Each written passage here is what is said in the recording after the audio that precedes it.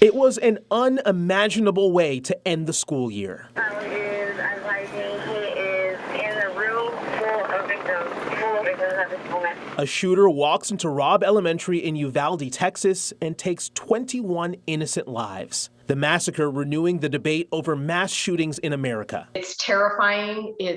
I can't even begin to imagine how those parents felt. Jenny Kites is an Edmond mother of two girls, Mackenzie and Madison. Madison is about to turn 8, and then Mackenzie just turned 19. So I have one in college and I have one in elementary school. She, like other parents, trying to navigate through images of tragedy, images that threaten to shatter their precious childhood innocence. It's a tough subject. It's terrifying, the idea of something like that happening here at home. So, I mean, you just have to pray and hope for the best and try to keep kids educated and aware. Educated and aware, while also keeping an eye on their mental health. Dr. Larissa Balil is a licensed professional counselor who also teaches in the School of Professional Counseling at the University of Central Oklahoma. There has been so much coming at them, more than what we would ever fathom when we were their age. Things that were believed to be safe and secure 2 years ago doesn't seem that way now.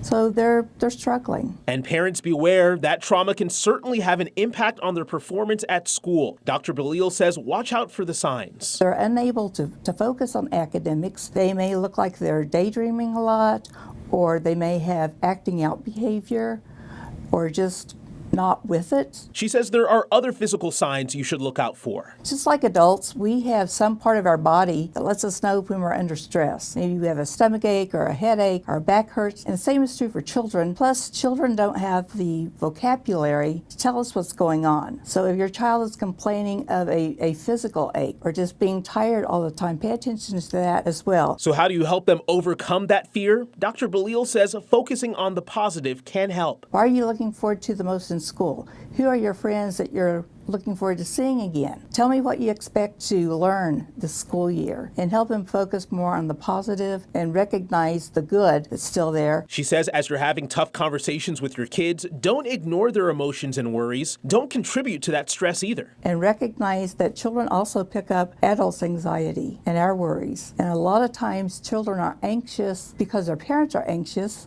and they're just kind of absorbing that emotion. Something that Jenny completely agrees with. And that is the biggest thing, is that kids react off of what we hear, what we see, what we say. And so we have to, remember that these are children. With so much out of her control, she's only worried about what she can control, and that's being a good mom. This is the world we're living in, so we just have to prepare our kids the best we can to send them on their way.